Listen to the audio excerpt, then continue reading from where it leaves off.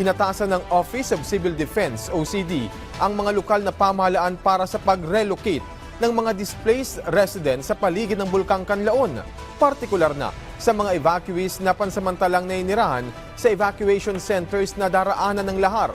Batay sa isinagawang pagpupulong na pag-usapan ang mga posibleng banta ng bulkan, gayon din ang maaring gawin para walang maitalang pinsala sakaling magkaroon ng lahar flow.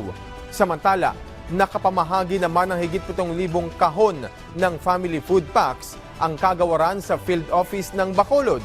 Ito'y bilang tulong sa higit 4,000 pamilya na nasa evacuation centers. Gayon din ay nakatanggap ang mga residente ng tigta 3,000 piso na cash assistance mula sa ipinamamahaging 5.1 million pesos na cash relief assistance ang kagawaran ngayong Christmas holidays.